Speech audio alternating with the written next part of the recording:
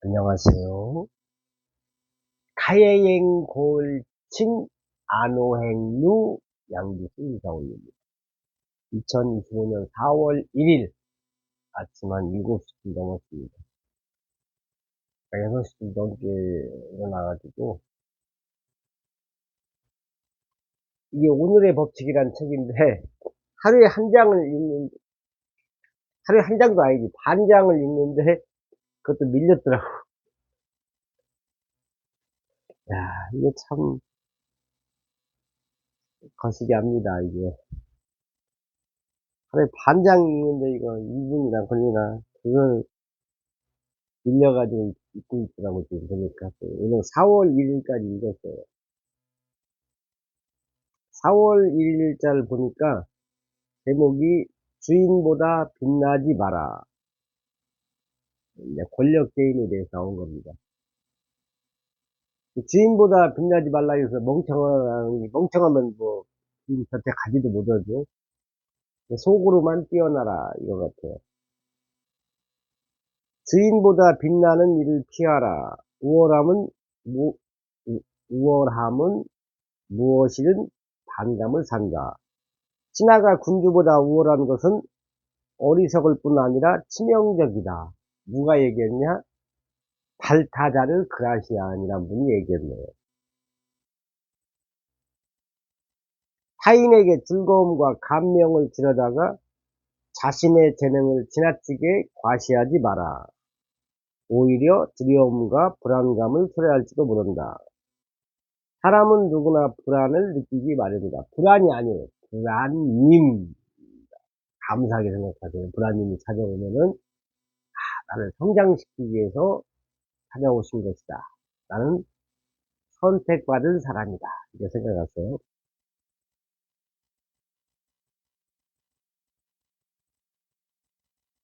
권력만 놓고 보면 이 사람보다 빛나는 것은 실수 중에서도 최악의 실수이다. 권력자가 실제보다 더 똑똑해 보이도록 하면 당신은 권력의 정점에 오를 것이다. 자신의 아이디어가 권력자의 것보다 더 창의적이라면 최대한 공적인 자리에, 여기서 중요한 건 공적인 자리에서 그에게 공을 돌려라. 음. 당신의 재치가 주인보다 뛰어나다면 궁정 어릿광대의 역할을 하는 것까지는 좋지만 그에 비교되어 주인이 냉담하고 무뚝뚝해 보이도록 해서는 안 된다.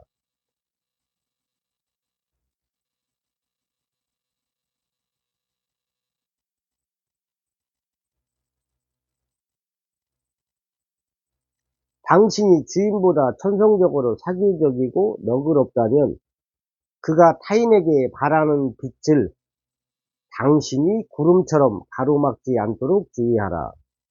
그가 만인의 중심에 있는 태양처럼 권력과 명석함을 바라는 관심에 초점이 되게 해야 한다. 자신보다 위에 있는 사람들이 편안하게 우월함을 느끼도록 하라. 옹알이 하면서 읽고 있습니다.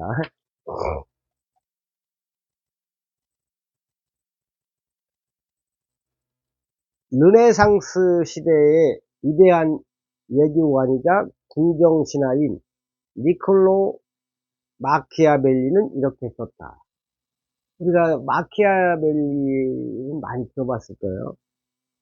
모든 상황에서 선하게 행동하려고 노력하는 사람은 선하지 않은 수많은 사람들 속에서 몰락할 수밖에 없다. 시사하는 바가 큽니다. 우리가 착하게만 산다고 해서 권력 게임에서는 그게 거시기할 수도 있다. 궁정은 세련미의 정점을 자처했으나 반짝이는 겉모습 뒤에서는 탐욕, 시기, 정욕, 증오 같은 음울한 감정의 가마솥이 부글부글 끓고 있었다. 오늘날 우리의 세상도 공정의 정점을 자처하지만 똑같은 추한 감정들이 우리 내면에서 들끓고 있다. 게임이 달라지지 않았다. 게임은 달라지지 않았다. 4월은 완벽한, 이건 4월달은 궁정신하로서 권력 게임을 벌이는 법을 배우는 달이다. 이게 오늘의 법칙에서 1년 365일을 써놓은 거거든요. 하루하루. 이 책을 누가 썼냐면은 로버트 그린이라는, 로버트 그린도 제가 들어봤죠? 로버트 그린.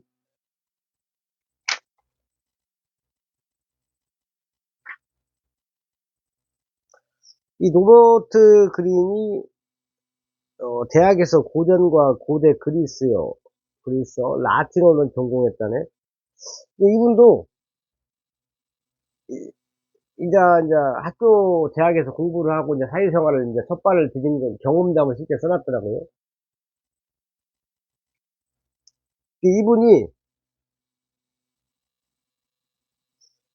직장에 들어가서 일을 잘했나 봐요. 일을 잘했는데 엄청나게 일을 잘했다고 하더라고요. 지금 책을 보니까 자기 경험담인데, 잘했는데 상급자가 내게 불만을 품고 있다는 사실을 문득 알게 되었다. 그러니까 이제 그런 거예요. 어떤 직원이 들어왔는데 상급자 입장에서 봤을 때는 너무 일을 잘하는 거야. 그게 참, 근데 일반 직장하고 네트워크는 다릅니다. 네트워크, 뭐 쉽게 다단계라고 할게요. 다단계는 직원이 잘 들어오면 위에 사람 대박 나요. 근데 일반 뭐 기업은 직원이 똑똑한 사람이 들으면 상급자는 자기의 위협을 느낄 수가 있죠. 웬만하면 다단계를 해야 되겠네. 그래야 사랑받겠네. 응. 그잖아요. 다단계는 누가 들어와가지고 열심히 일하면 실적이 좋으면 그 사람을 추천한 사람은 대박 나는 거니까. 그 모든 게 사실 다단계예요. 연결돼 있어요. 우리 조상님들도 연결돼 있고, 우리가 가족도 다 조상님부터 연결, 커넥션, 연결입니다. 연결. 나는 그녀의 입장에서, 상사의 입장에서 생각해 보려고 애썼다. 내가 하는 일들 중에서 상사를 불편하게 만들 만한 것이 뭐가 있을까? 업무에서는 분명히 성과를 내고 있는데, 그러다가 이제 생각하다가, 내가 여자가 상사였나 봐요. 상사하고 내 아이디어를 공유하지 않아서 그랬나? 그래서 이제 다음부터는 내 아이디어를 갖다 상사한테 먼저 얘기를 했대요. 갖고 아이디어 출처, 그리고 아이디어를 이제 상의를 했는데 효과가 없었대요. 옛날에는 상사한테 아이디어를 말 않고 내가 먼저 그냥 좋은 아이디어 내서 실적을 올려서 상사가 삐졌나 보다 했는데, 그래서 이번에는 상사한테 먼저 얘기를 했는데도 그 상사가 시큰둥했대요. 그래서 그것도 안 돼가지고 이번에는 내가 저분하고 친하지 않아서 그런가, 친분이 좀 없어서 그런가 해서 친분을 쌓으려고 담소도 나누고 먼저 농담도 했는데 그녀는 여전히 냉랭했대요. 그래서 이제 이 사람의 경험담은, 그래 알겠어. 그녀는 나를 미워해. 그게 인생이지. 모두가 날 좋아할 수는 없어 하고 이제 상사를 포기했어요. 에라 모르겠다고. 자, 그러던 어느 날 회의에서 아이디어를 논의하던 중에 내가 딴 생각을 하고 있었어, 이제. 그렇죠. 딴 생각을 잠깐 할 수 있지. 근데 상사가 불쑥 당신 태도가 왜 그래? 이렇게 했대요. 당신 태도에 문제가 있다고. 그러니까 그 상사는 걔를 타겟으로 보고 있어. 일 잘하고, 그러니까 좀 미워했나 봐요. 질투를 했나 봐, 시기를. 그러다가, 얘가 한눈 팔고 있네? 그래서 이제 그 한눈파는 태도가 뭐야, 지금 회의하고 있는데. 그러니까 이제 상사가 뭐라 그랬냐면은, 지금 사람들이 하는 얘기를 왜 안 듣냐고, 나한테. 그러니까 내가 여기서 말대꾸를 안 했어야 되는데, 듣고 있는데요.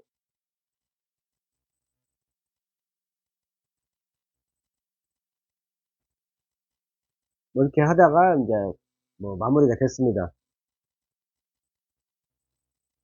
그리고 이제 시간이 며칠 지났는데, 그 상사는 그때 이제 회의에서 한눈판 그 사건을 가지고 태도에 문제가 있다고 달달 볶기 시작했대요.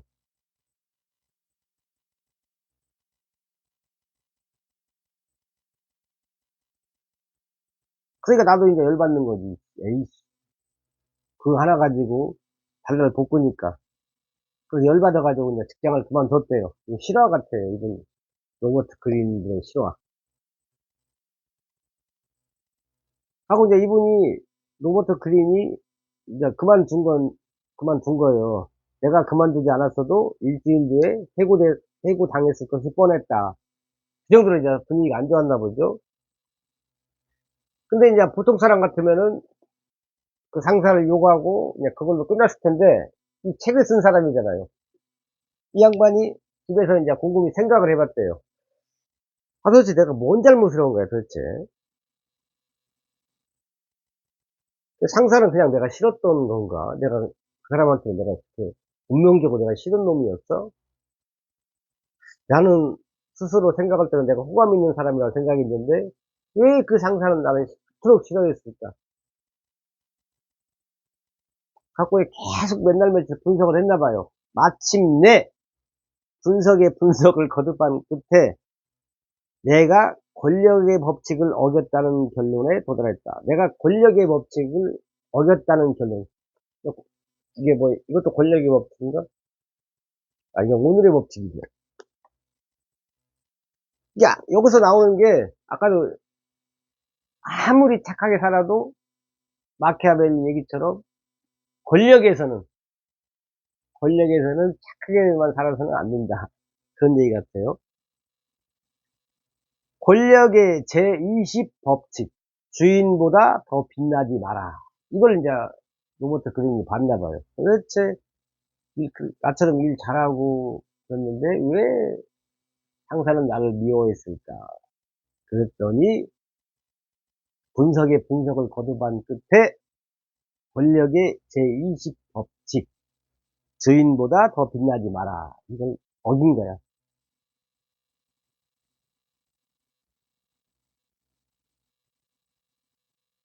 내가 이 법칙을 어긴 거, 옹알이 합니다. 내가 이 법칙을 어긴 것은 뛰어난 성과를 거두고 내가 얼마나 유능한지를 보여주는 것이 중요하다고 생각했기 때문이다.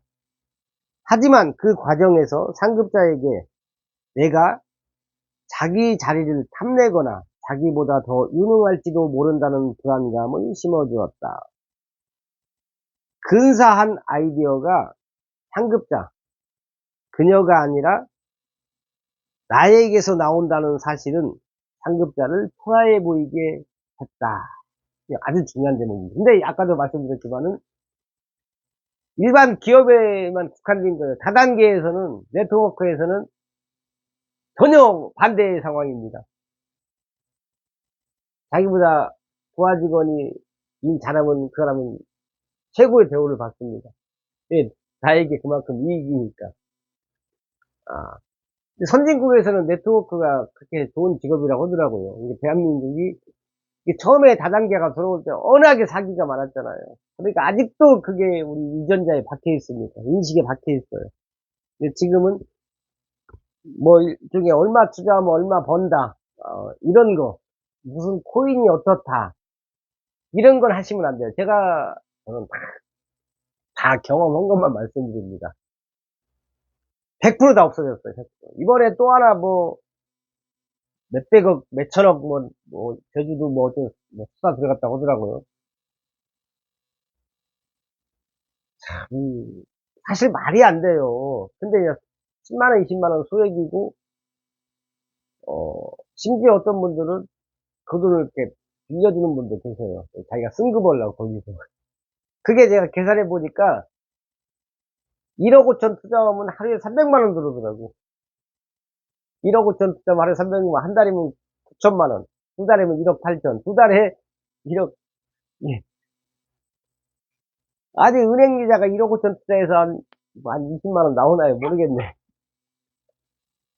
그것도 한 달인데, 하루에 300을 주는데, 그걸 확실하다고 믿고, 저는 확실하다고는 믿지 않았어요. 그냥, 누가 하락해서 친분상, 그분이 뭐 돈을 대준다고 해서, 아, 그건, 이게 지금은 이런 뭐, 콩으로 매주를 쓴다.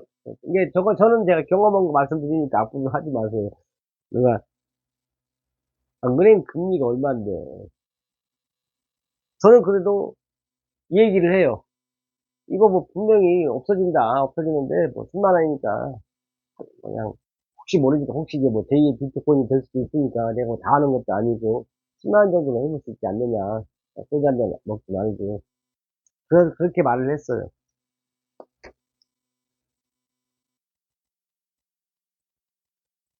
상사의 이게 일반 기업입니다. 다단계가 아니고 일반 기업에서는 밑에 직원이 너무 일을 잘하면은 자기가 위협받죠. 그리고 자기가 토라해 보이죠. 그런 것 같아요.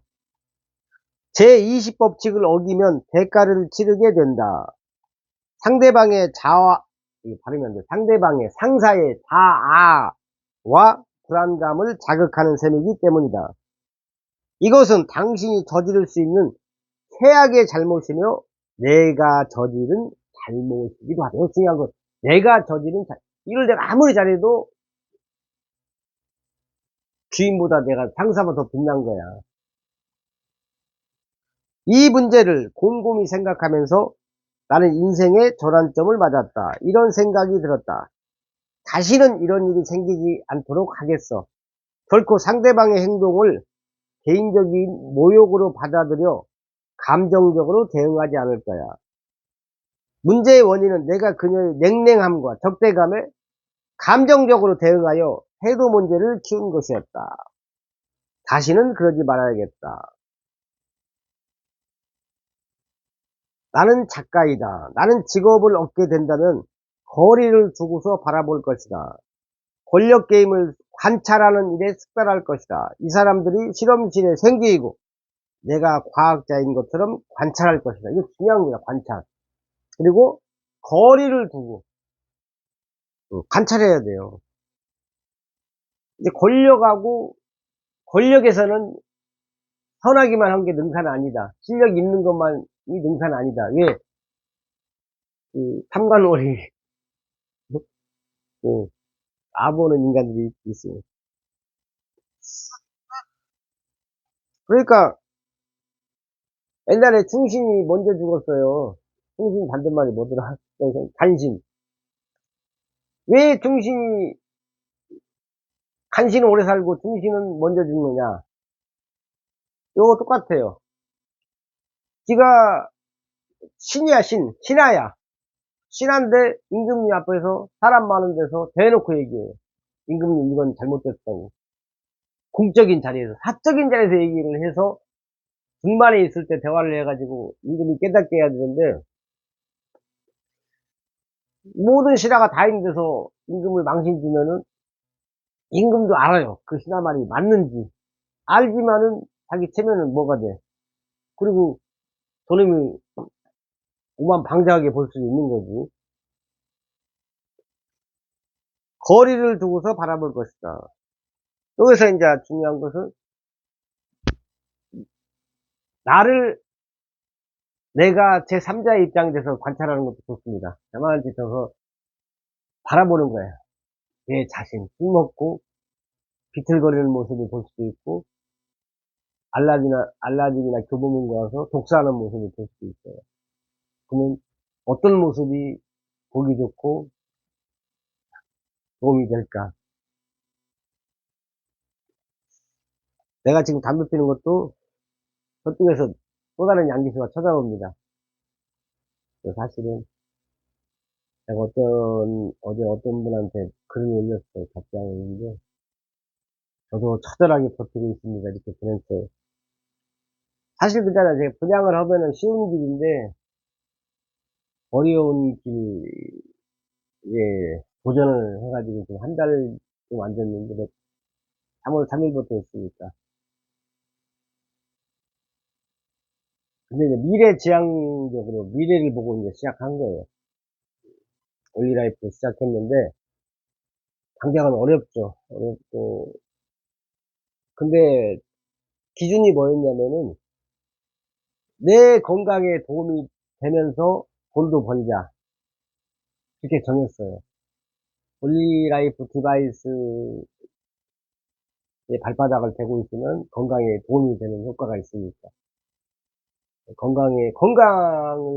타인에게 건강을 전파한다는 게 얼마나 보람 있는 일이에요. 그렇죠. 저는 그렇게 생각해요. 그리고 제가 책임지는 스타일이에요. 분양을 하면서 그렇게 많은 오피스를 많이 팔았죠. 상가는 좀 많이 못 팔았죠. 상가 많이 안 판 건 다행입니다. 월세, 전세 맞춰주느라 녹다운이 됐어요. 그래서 더 좀 분양은 쉬어야 돼요. 저는 전화를 안 받으면은 큰일 나게 생각하는 사람이에요. 어떠한 전화든 다 받습니다.